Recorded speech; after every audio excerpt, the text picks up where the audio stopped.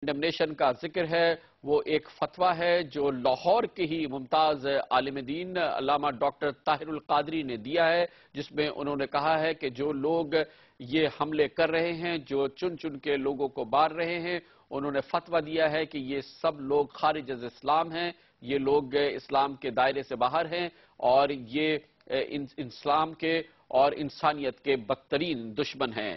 علامہ طاہر القادری کا یہ فتویٰ اس وقت پوری دنیا میں اس کے ذکر ہو رہا ہے، اس کی بات ہو رہی ہے۔ منہاج القرآن اکیڈمی سے وابستہ علامہ طاہر القادری کا تعلق بھی لاہور سے ہے اور ان کا یہ فتویٰ جس میں انہوں نے اس قسم کی ہلاکتوں کے بارے میں اسلامی تشریح بیان کی ہے وہ ہم آپ کو سناتے ہیں۔ Prophet said, more or less, يَسْفِكُونَ الدَّمَ الْحَرَامِ. Their identification would be that they will shed blood unjustly. They would be the mass killers of the people.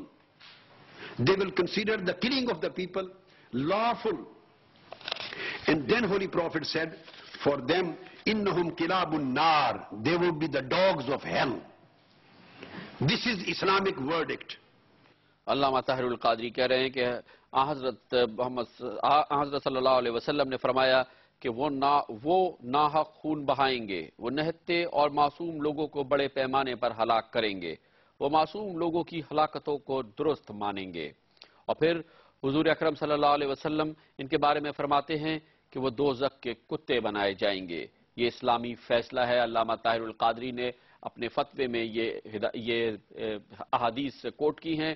ان کا یہ فتویٰ اس وقت پوری دنیا میں اس پر بات چیت ہو رہی ہے اور آج کے دن کے حوالے سے اس فتوے کی بہت اہمیت ہے۔